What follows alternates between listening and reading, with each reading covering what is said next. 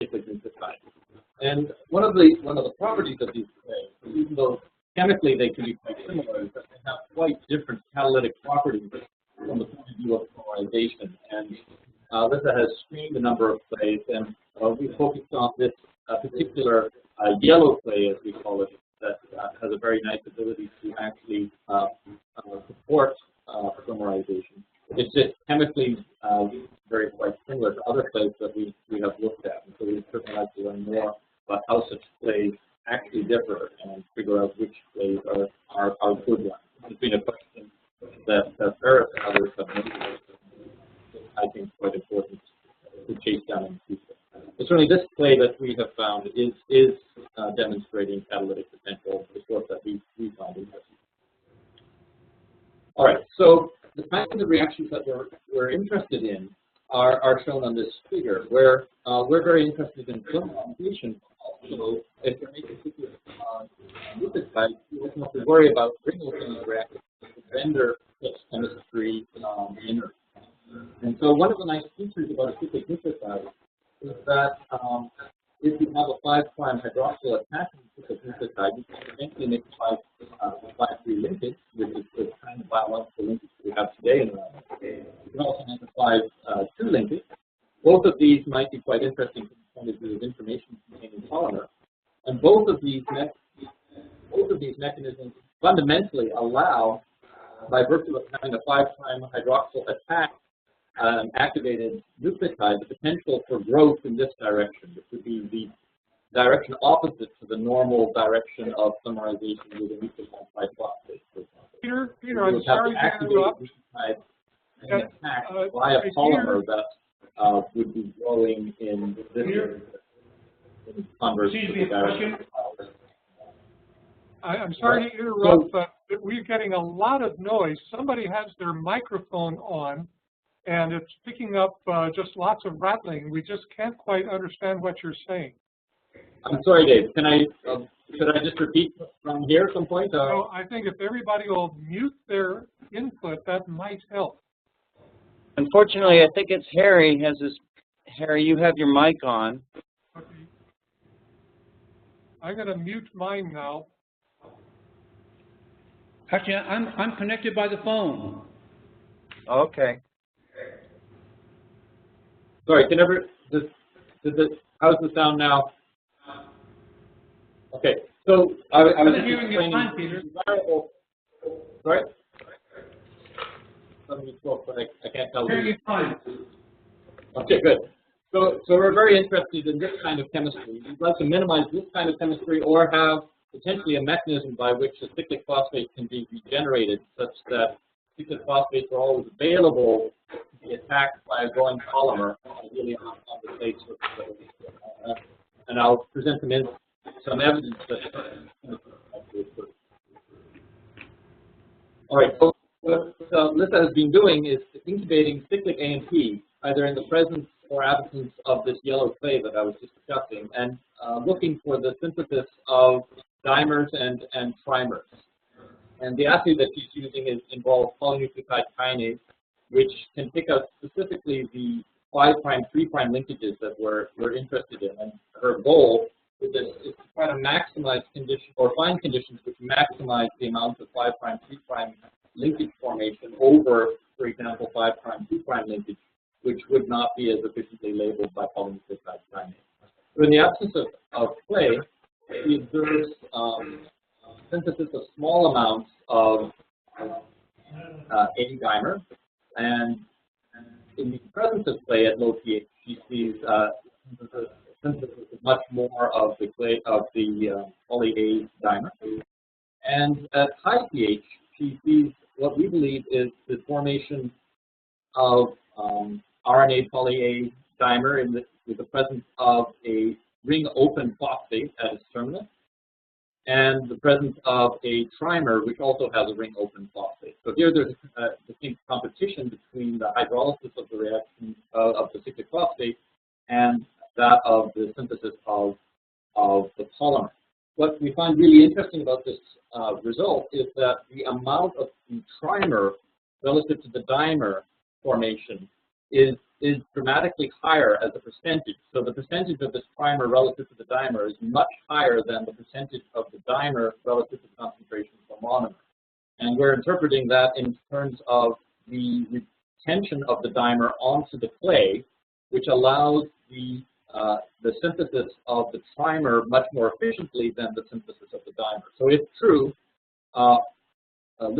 This is ongoing experiments right now with particular polymers bound to clay should show an increasing progression of synthesis efficiency as the polymer is recruited to this clay more and more efficiently as it goes longer and longer.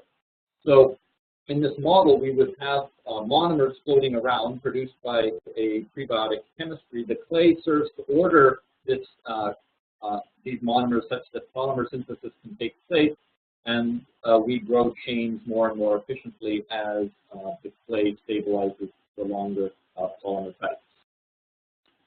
So with those results in mind, I'm going to hand over to Niles, and Niles will explain some of his results involving RNA recombination and bootstrapping using random RNA polymers. Okay. Thank you, Peter. Thank you, Peter. I hope everybody can hear me. When the last couple of minutes, Peter's voice became very clear, so I think now everybody's muted. And if you want to interrupt, just unmute and then speak, and then we can go on from there. So I was only able to hear the last couple of minutes of Peter's talk clearly. But as Peter was saying, and tying into what John was saying, there should be abiotic mechanisms for building the foundations for polymers. And the work that I'm doing is sort of taking off from where Peter is working, which is taking off again from where John was working. And I'm using a process, I'm focusing on a process that is relatively underappreciated in, I think, the origin of life, and that is recombination, which is a mechanism by which blocks of RNA can be shuffled around to make new combinations. So if you could advance the slide, Peter.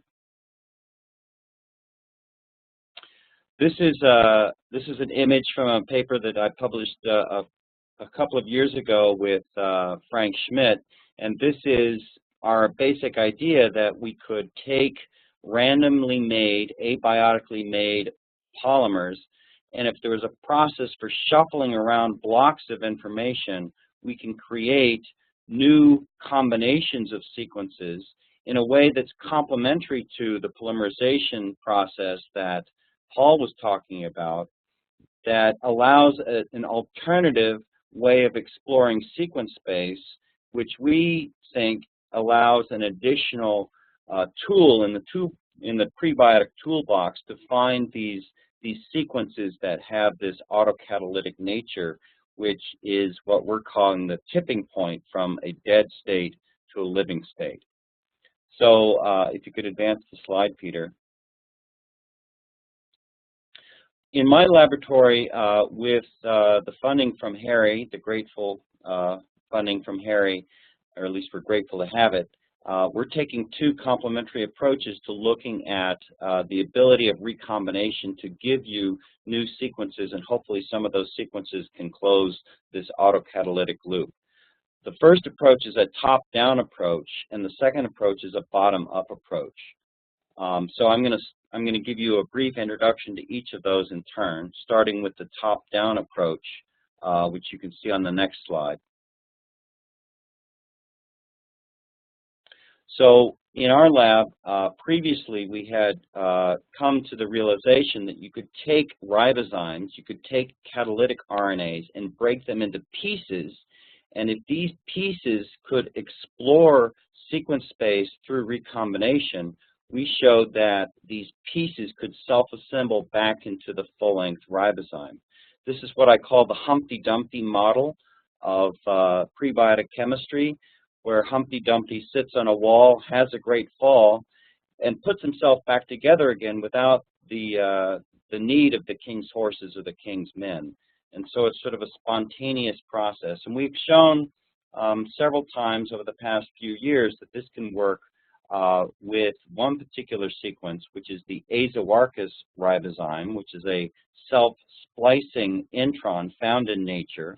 It's about 200 nucleotides long, and it has this little tag sequence, which is GUG, which allows other molecules to recognize it and put it together. And we've successfully been able to break this molecule into as many as 4 pieces that are about 50 nucleotides long that can spontaneously reassemble themselves through a sequence of recombination events without the aid originally of any other full-length catalyst. And it's kind of interesting because on this slide you see terms like W, X, Y, and Z, and I want to make it clear that these are not the same W's, X's, and Y's that Paul was talking about earlier. It's just a very common notation system that we use to describe, in this case, blocks of sequences. So in this top-down approach with the funding that Harry has provided, we decided, and you might notice, Harry, that this wasn't in the original proposal, we decided that we would see if we could do this with another ribozyme and show the generality of this process. So, Peter, if you could advance the slide. What we decided to do, and again, John Sutherland was mentioning this, sometimes science takes you in funny directions and you have to follow the seat of your pants, and with your funding, Harry, we've been able to make rapid decisions like this. We stumbled across a ribozyme that has some unique characteristics that we thought would be a really cool thing to explore in terms of spontaneous self-assembly. This ribozyme is from a bacteria called Coxiella. It's slightly larger than the azoarchus ribozyme. It's 266 nucleotides long as opposed to about 200.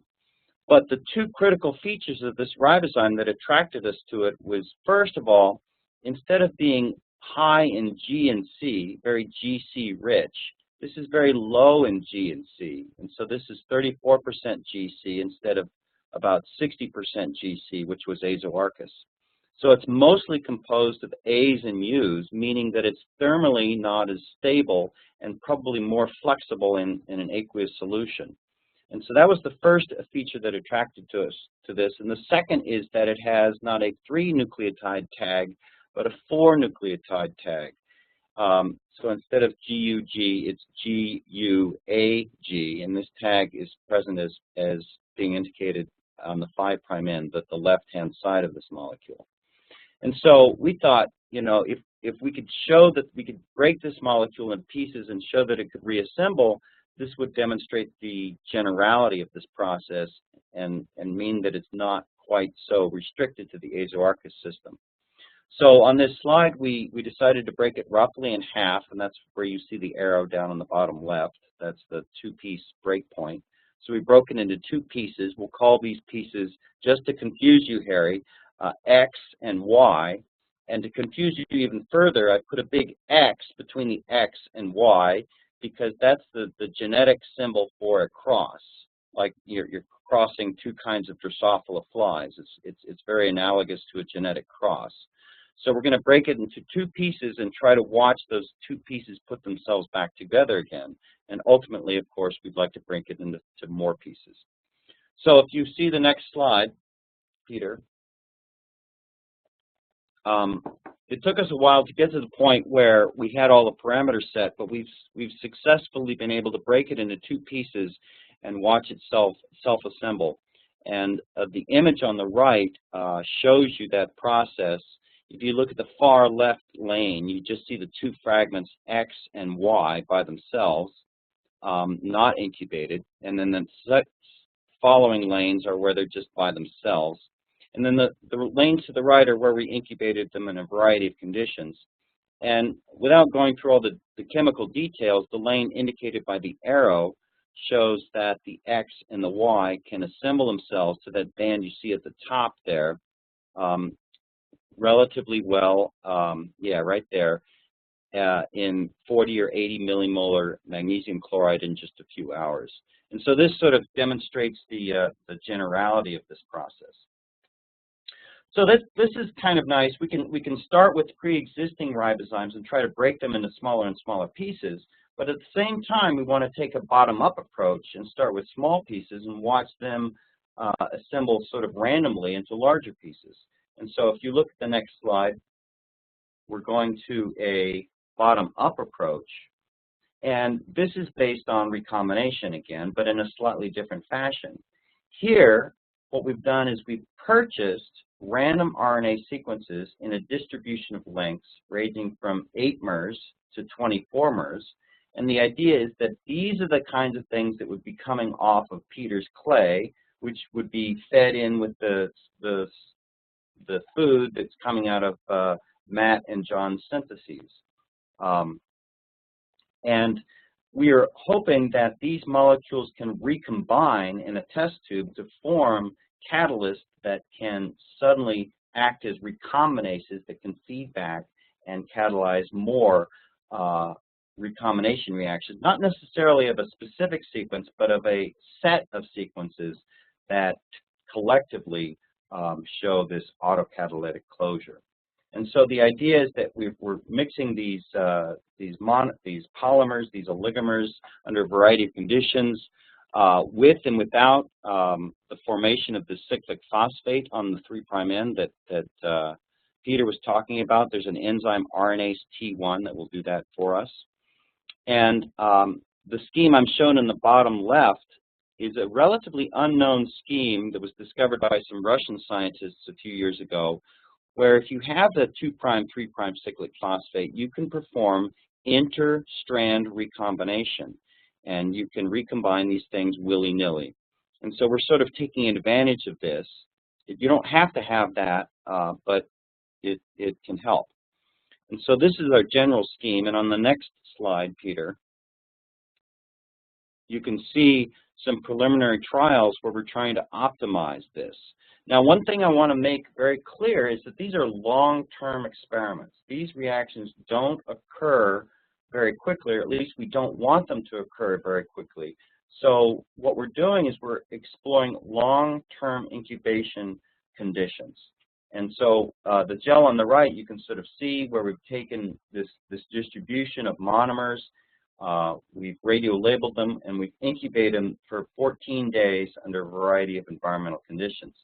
And it's experiments like that that led us up to the experiment that's going on at the very moment, where we're doing a very large-scale long-term incubation of these polymers with the hope that we could isolate an autocatalytic set.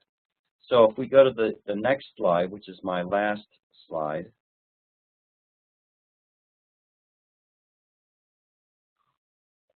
So in the machine, in the PCR machine, the thermocycler at the moment, we have these long-term incubations going on using an environmental condition that we deduced was putatively optimal from those preliminary experiments.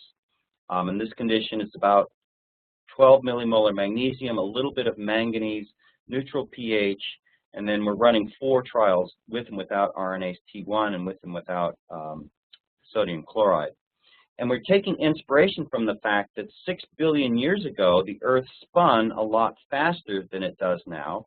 And this is something, of course, that Dave Deamer and his group is very keen on emulating as well. And we are emulating this diurnal cycle in the PCR machine by having 3-hour day-night cycles. And with the molecules that we're using now, we're emulating the day as 37 degrees and the night as being cold at 4 degrees. Now, of course, these are just 2 points in a very large parameter space, but it's a good place to start. And so if you look closely here, you can see in the display screen of the PCR machine, it says Lonsdale, and this I think is on cycle 19. I'd have to go double check, which means it's been running for 19 6-hour days. So it's been going for a few weeks already. And we're planning on taking samples out every 2 weeks up to like a 4-month time span and running them on a gel, looking for fractions of the gel that are larger than the largest RNAs that we have, cutting those bands out, doing deep sequencing, and looking for sets of RNAs that putatively might be cooperating to form this autocatalytic cycle. And so this is our approach for looking at this tipping point. So with that, we have two more slides that sort of summarize where we've been and where we hope to go. So if you could advance the slide one more, Peter. So this takes us back to a slide that we saw earlier in the presentation that Peter was describing. And I want to make a couple of points here. One is that we're looking for autocatalytic closure. We're looking for this so-called tipping point. Paul talks about it in terms of a transition from a dead state to a living state. But the essence of this approach is that there's a feedback loop that allows this transition to undergo a relatively sharp transition. And we're taking sort of three parallel approaches to looking at this, parallel and complementary approaches. The second thing is that with your funding, Harry, we have the ability to take risks and do things that normal funding agencies wouldn't allow us to do, which is really exciting and a really new approach to this sort of problem, and I'm eternally grateful for that. And the third thing is I just have to say that watching John Sutherland's presentation and hearing the comments and thinking about the things that Paul and Peter have done make me incredibly acutely aware of the fact that I'm very lucky to be alive some 4 billion years later from the origins of life, when life itself is beginning to understand its own origins. And Harry, you're making this possible. So the last slide is sort of a summary of where we hope to go. What we've done is we've done sort of things independently, and as we move forward, the idea is to sort of integrate our efforts. So in other words, Peter can make polymers on clay, and then I could take these polymers and put them into my recombination reaction schemes. Paul can help Peter model the distribution of sequence lengths and cycling of fragments on and off surfaces, and what sorts of parameters might be useful.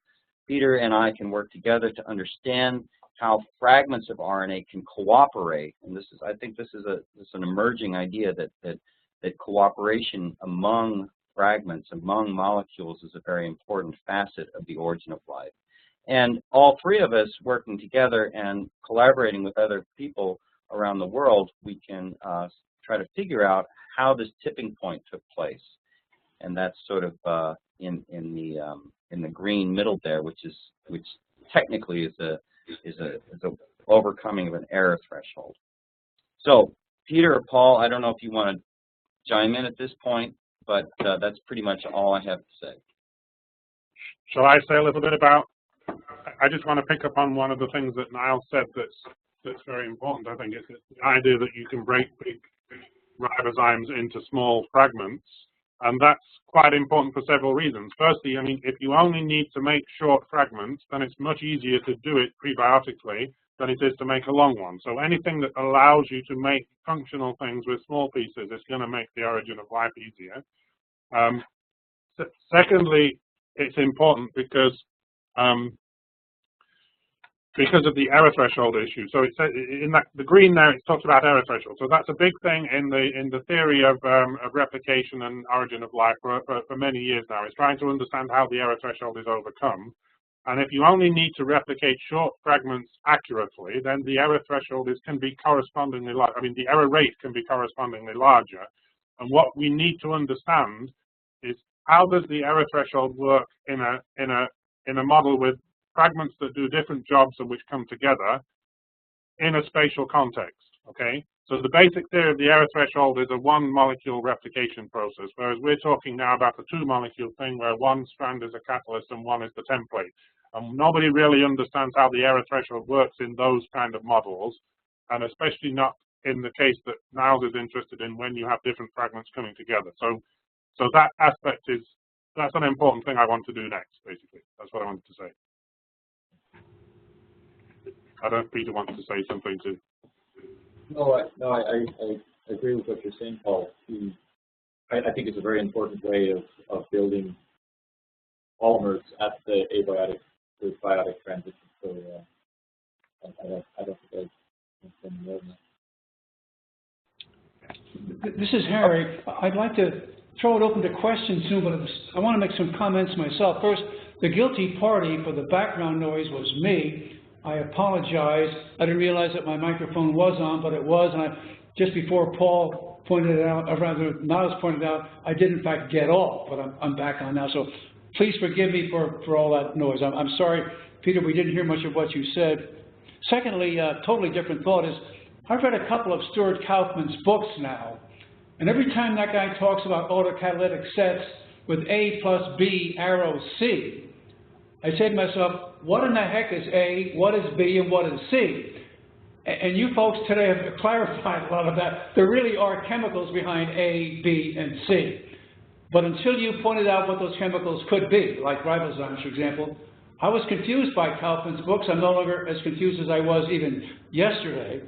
And finally, this thought, I mean, Niles, you and Peter have both indicated that some of the money is still unspent and some of the experiments are still ongoing. I'm wondering whether we're being fair to you and asking you to summarize your year's work and talk about next year's work before your current year's work is even done. Would you or anyone else like to comment on that? Well, I can start. I'm not really sure what you're asking, Harry. It's a case where we, in my case, we started some long-term incubations and we reserved a little bit of the money so that we could analyze the results. As a lot of people know, when you do high-throughput sequencing, it costs a fair amount of money. So I've held a little bit of that money back to allow for those sequencing efforts to take place. That's my specific description of why there's a little bit of money still unspent. But I can't, you know, other folks. That's my question. Are we being fair to the three by judging you now on June 29th? Would we be in a better position to judge you a month or 2 months from now? How do you feel about it? Well, I mean, that's always true, right? I mean, I think that's inevitably true that if the more time goes by, the more data you have. But you know, we were excited to come together and think about where we're at now in a very critical way.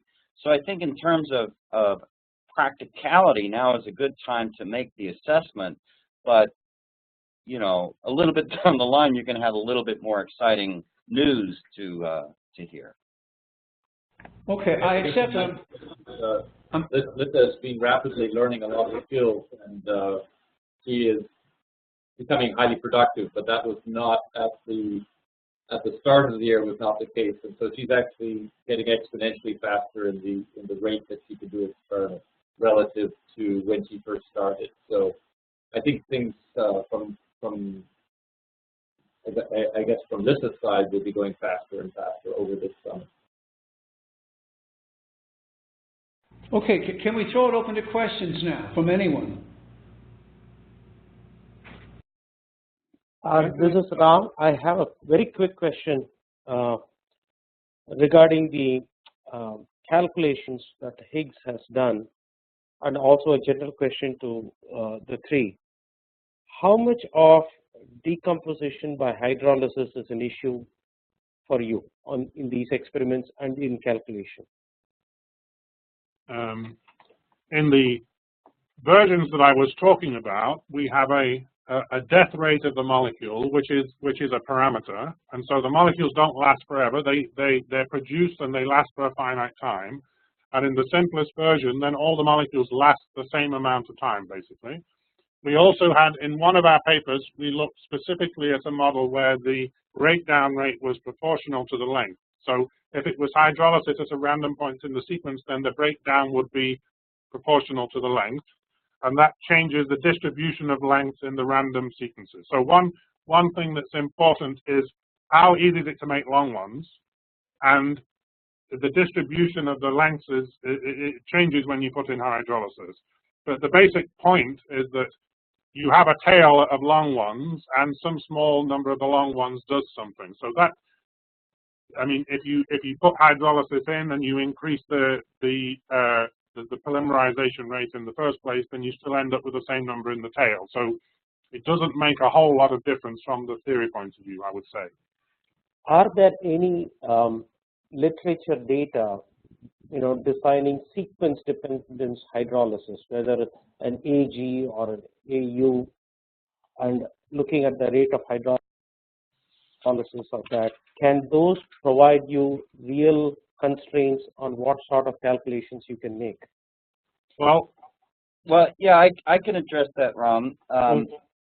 First of all, I want to say that in my experiments, I rely on a little bit of hydrolysis because that can create fragments. And when we're doing recombination, fragmentation is actually a potentially beneficial process. Because if you get the right kind of hydrolysis, you have transiently a 2', 3' cyclic phosphate. But specifically, there's a 1998 paper from Ovianen et al. And Jax, where they looked at the, I don't have the full reference with me, but it looked at the sequence dependence of hydrolysis. And so you can look at whether, a U followed by a U is more hydrolytically active than a U followed by an A. And I think they did all 16 tumor combinations. I don't remember offhand. But there is some literature precedent for that. I've got a relevant comment and a question. Niles? David, is that you? The gel that shows the fluorescent label, the sort of green on black. Yeah. And it shows your ligation experiment. It's not ligation, but I know what you mean. Yeah, well, that gel. Well, I didn't hear what David said, so he wants a picture of the gel with the green background and the black background and the green bands. it's right here. That's it. Isn't it true that all of the lower stuff, it disappeared? Give it a second. Okay. Isn't it true that all the lower stuff is hydrolysis products? Yes. And then your two, at that 80 and 80 that you see at 37 degrees, is that a spontaneous ester bond formation without any chemical energy input? Yeah, I mean, what's happening is that the two fragments are cooperating to form a catalytic core, and that they are assembling they are recombining other fragments together. Okay, but I suppose that really answers Ram's question that, in fact, you do have, just as you pointed out, quite a bit of hydrolysis going on simultaneously with these, what is amounts to a condensation reaction. That's right. So we're looking for, a balance point that allows you to take advantage of recombination, but at the same time, you're not swamped by either site-specific or generalized hydrolysis. Now, could you go just a couple more slides that show the gel where you have the manganese and magnesium and calcium and strontium effects on this? Yeah. Yeah, it looks like manganese is dramatically catalyzes hydrolysis. Is that correct? Right. But it looks also like you have a whole bunch of label up above. Is that significant, or is that just an artifact? Well, yeah, I mean, that's very astute, David, because if you look at that lane, that's 20 millimolar manganese, right? Yeah. And it basically hydrolyzes everything. But if I were to turn up the intensity of the gel, you would see it smear up. And so that's why we thought that doping in a little bit of manganese could actually be useful in producing hydrolytic reactions that then feed back into the cycle. Okay. 20 millimolar is way too much, as this particular gel shows. Mm-hmm.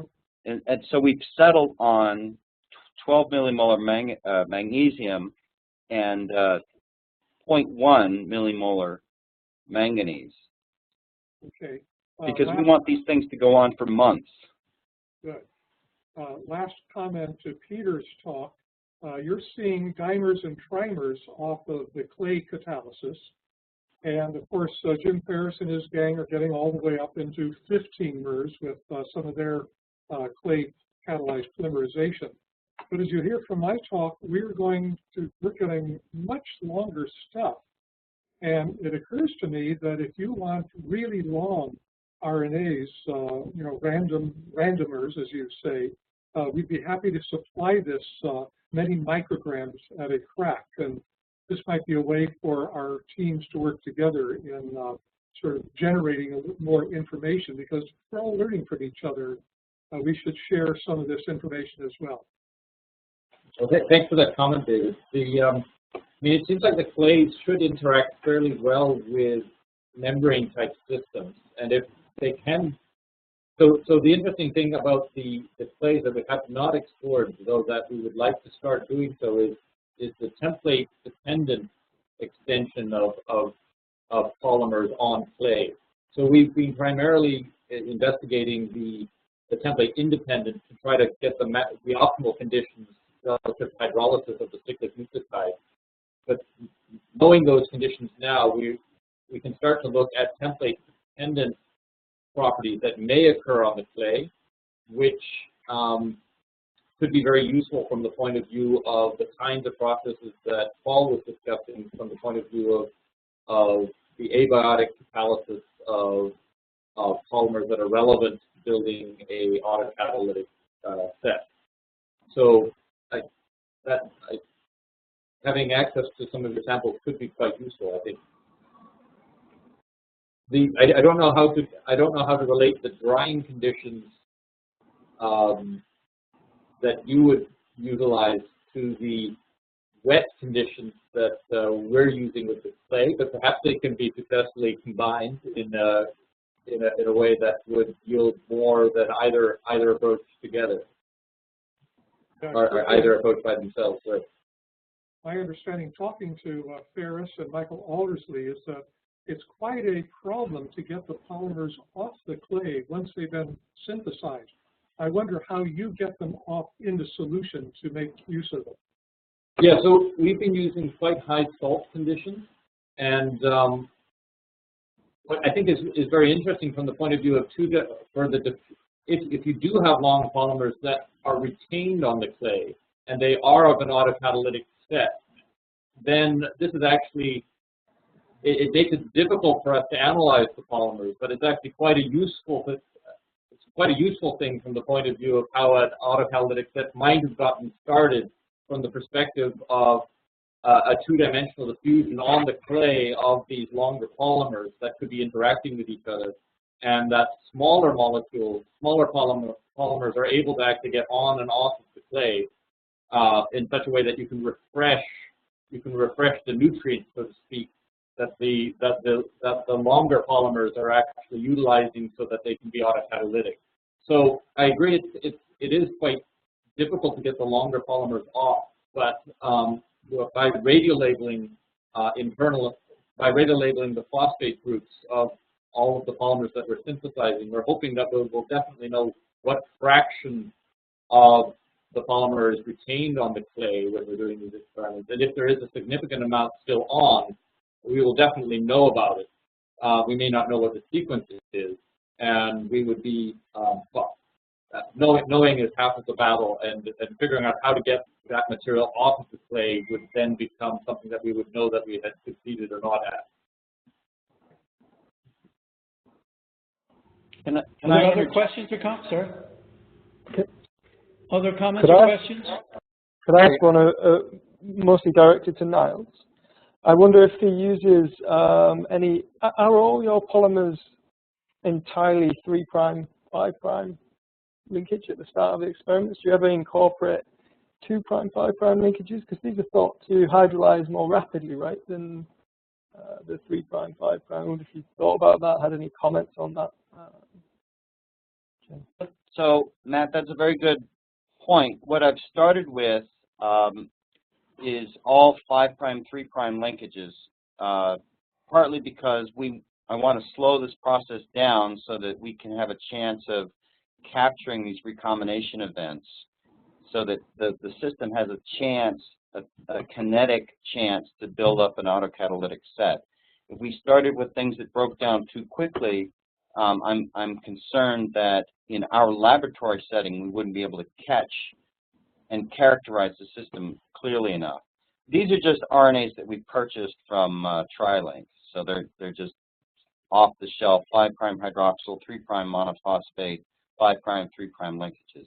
But you have a good suggestion in that as we go forward, we can either add mixtures of nucleotides or work with 2' 5' linked molecules exclusively.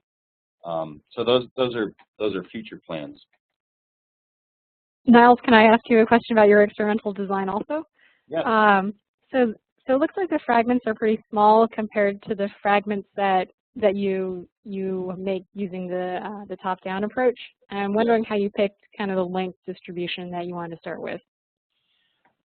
We picked the length. That's a good question, Irene. Why did we choose this length distribution? Well, we chose it for two reasons. One is that it seems to be within range of the sorts of things that you can make on clay. It's at least within striking distance of the experiments that Peter and Lissa are doing with the 2', 3' activated monomers on clay, and it's clearly within the range of things demonstrated by Ferris with the imidazole activated polymers. So it's sort of within range. The other reason we chose this length distribution is that if you just do the math, of course, and you're very familiar with these sorts of calculations, we can represent large numbers of all possible sequences with molecules that are centered around 18. So we have, several orders of magnitude fold coverage of all possible sequences in our reaction vessel. Now, the other part of your question is, these are significantly smaller than the 130 mers that make up the 2 halves of the Coxiella ribozyme, but they're not too far away from the 50 mers that make up the 4 fragments of the Azoarchus ribozyme. And in other work in our lab, as I'm sure you're aware, we're trying to fragment those existing ribozymes into more and more smaller and smaller pieces. And the other day, I was driving from Salt Lake City back to Portland, and on that route, there's a place in northern Utah where the Golden Spike was driven. I don't know if you remember that, but that's the connection of the eastern and western railways back in the 1800s. And the idea is to work towards this Golden Spike from both ends. Okay.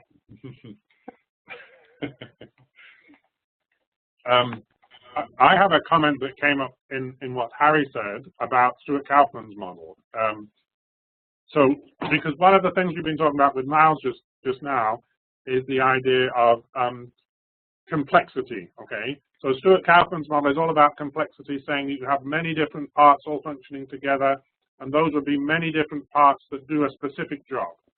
Whereas if we think about how modern organisms work, when we have replicator, DNA replicators and RNA polymerases, where they're basically one molecule which does the job of replicating everything else.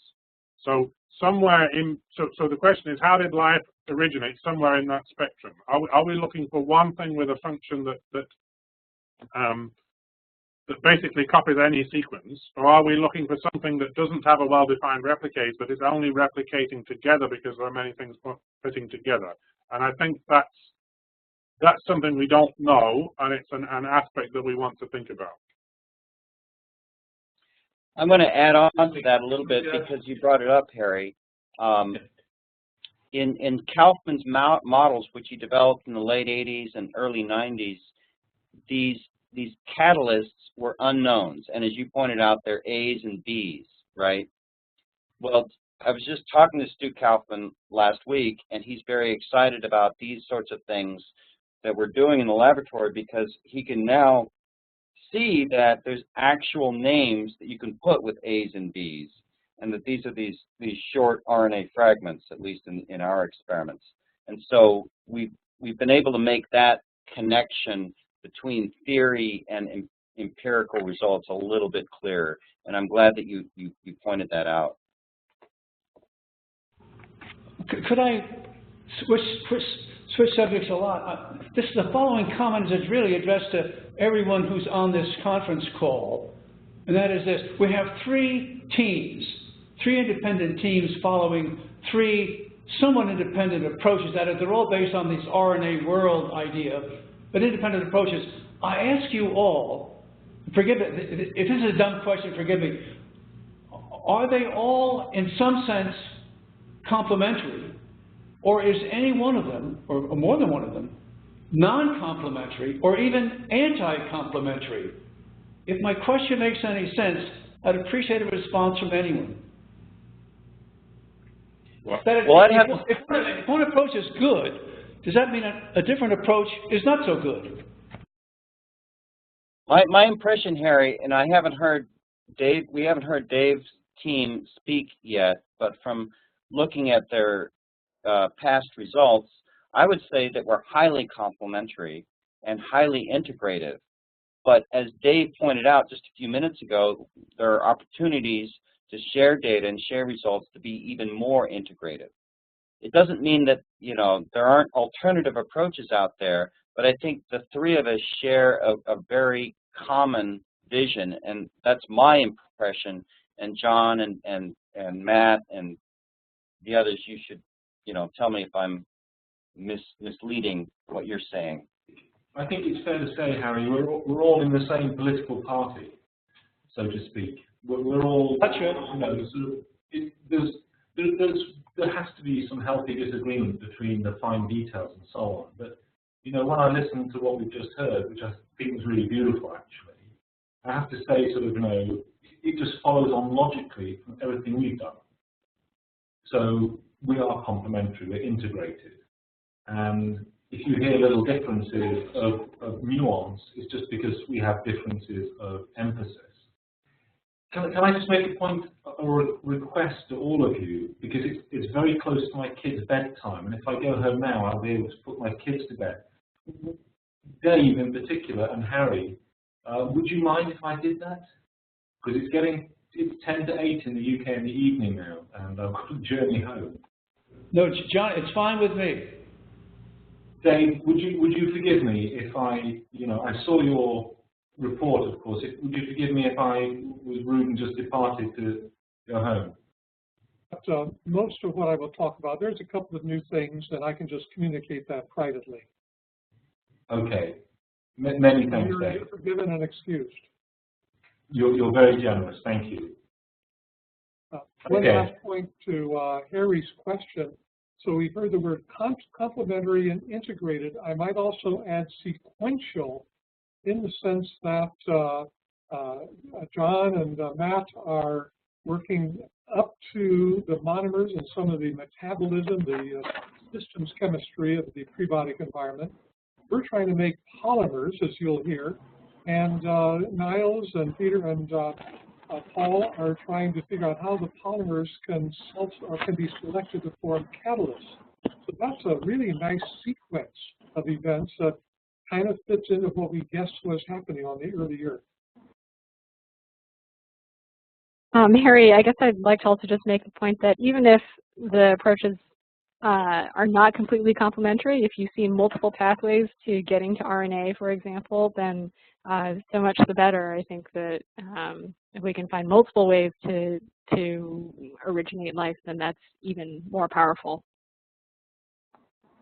Thanks to all three of you for your comments, or maybe four of you. I just want to make sure there wasn't any anti-complementarity, and I'm reassured that there isn't. Thank you.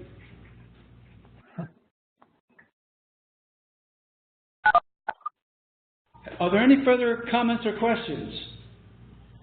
I just have a minor one to add on the slide that I think is still up there, where you guys have the different metal ions on there and the different oligomers. It's a Niles experiment. Yeah. And so I agree with you that you probably have some hydrolysis increase with the manganese, because I think the pKa of it associated with water is about by 1 pKa unit different from magnesium, so you expect that. Right. But I don't think that that explains the smear going up, and I'm going to propose that the smear going up might be that you have some type of aggregation of the RNA with the manganese. Right. No, so again, you're also very astute, Nick, and I wouldn't think that I could sneak this past you. I wasn't trying to do that. But one of the other processes that happens with manganese as you get higher and higher pH is that you form manganese hydroxide, and that has a tendency to precipitate. And as you say, it can aggregate some of the RNA together. There's a variety of things that are going on there. Right. Yeah, because I was thinking that as far as like even DNA will do it under conditions where you're just condensing the DNA. It just manganese has a higher affinity for the phosphates than the magnesium, and I just bring that out just because then if you think that that might be the case, and if you're seeing something like that, it's something to be cognizant of, that maybe adjusting for that might allow you to still explore what manganese is doing, but also allow it so that you don't have the stuff getting stuck up in the wells. Yeah, good point. All right, good. Anyone else? If not, Peter, Paul, and Niles, thank you all very much. It's now 11:51. I suggest we take another break till maybe noon West Coast time, and we'll reconvene then. Thank you. Okay.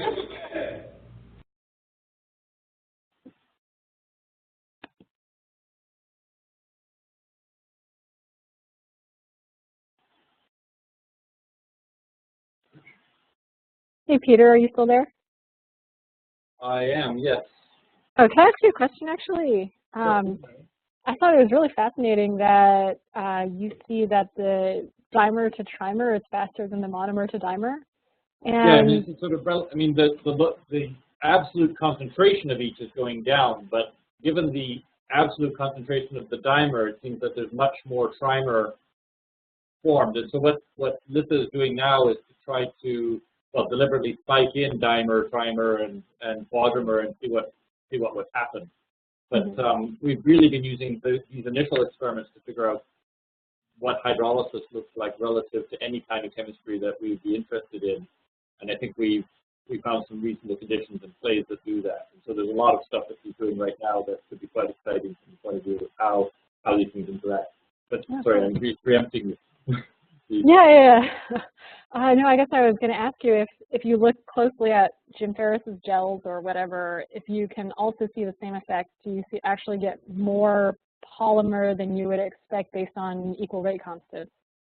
There's just so much going on in these systems that it's relative to the kind of ribozyme stuff that I've normally been working with. It's just sort of making sure that you understand all parts of the system. It's really quite different. I mean, some of these points have been brought up. How well can you get the polymer off of the clay? So she's been doing everything so far by labeling it after she gets it off the clay with something that will pull out the linkages, the 5', 3' linkages that we really want to maximize by the kinds of conditions that we're incubating for. So I think she's done that okay. But the thing she's doing now is just to radial label internally all of label the phosphates on the cyclic phosphates or on small polymers that we're adding in, and seeing how those grow on clays. And I think that will be much more informative in terms of how a polymer of length N reacts with a cyclic phosphate containing nucleotides relative to one of polymer of length N-1 or whatever the length series is that should be progressing through. So she's got dimers, primers, and quadrimers. I think is the largest size that she's got right now. Those are actively being explored. But yeah, the thing that's odd about the primers is that there's a hydrolysis band. Well, we don't absolutely know. That's why I put a question mark on the slide. What the density of the species is. It seems consistent by everything that we know from the polynucleotide kinase labeling to be a trimer which has a phosphate on 3' or 2' hydroxyl of the 3' terminal nucleotide. The interesting thing about the dimer at low you is that it doesn't have a terminal 3' phosphate, which is what you would actually expect from polynucleotide kinase and its known enzymatic activity. It should strip off a 3' phosphate while it's putting on a 5' phosphate. So we believe that there's a 2 at the higher pHs that I was showing. That lower band is probably a 2' phosphate, or it could potentially be the buffer reacting with the terminal 6' phosphate. We're not exactly sure. We have some results that I should be looking at shortly to try to figure that out. But something is going on at the 3' end. But we hope that the 5' end is quite available for chemistry, just like a 3' hydroxyl is normally available for polymerization in modern enzymatic polymerization of nucleic acid. So if that's going on, then if the cyclic nucleotide hydrolyzes, it's not a big deal as long as you have a lot of cyclic nucleotides. Peter, can you hear me? I know, yes. So if you label the molecule before you do the reaction, if I'm thinking about this correctly, you should be able to pick up the cyclic dimer, right? Something you can't pick up if you label it afterwards. Correct. Yeah. So the pre-labeling strategy should be able to expose a number of things that we don't fully understand about the mechanism, in particular the directionality and which things are reacting where. So that will be much more useful in the long run. Right. That's definitely where Lissa is going very hard right now over the summer to try the results. Okay.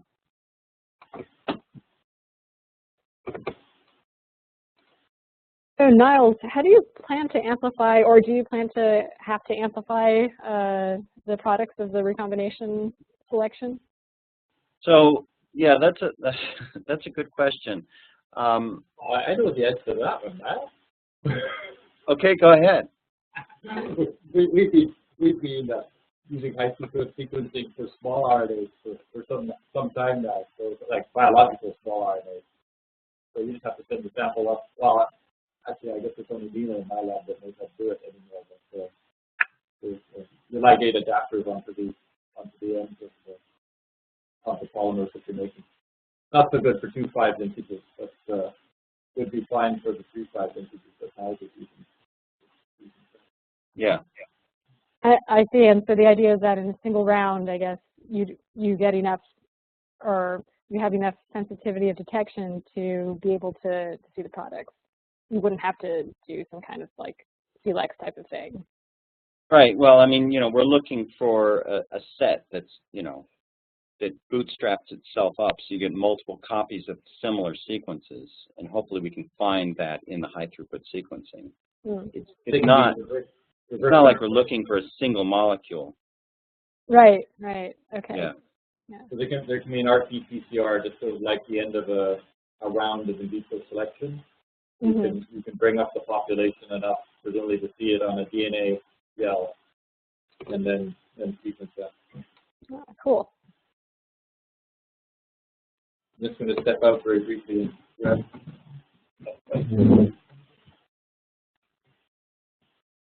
So did I hear, Irene, that you were supposed to go to Alaska, but that you didn't?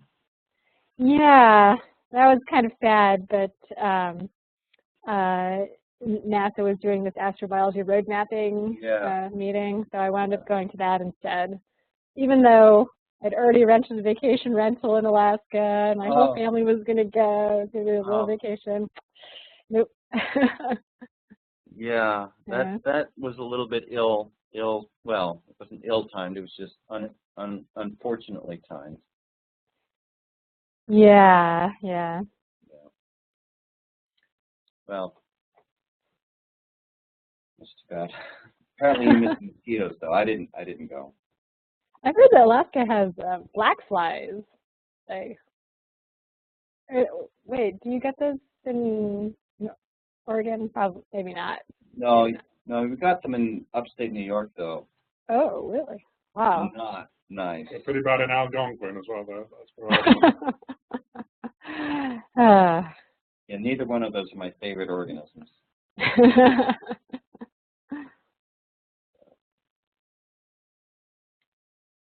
Oh, Paul, I had a question about your calculations where you changed the fidelity of the replication reaction. Yeah. So do you have a separate fidelity term for the, I guess, the non-enzymatic copying versus the enzymatic copying? At the moment, we're supposing they're the same, but that would be interesting to investigate. So there's a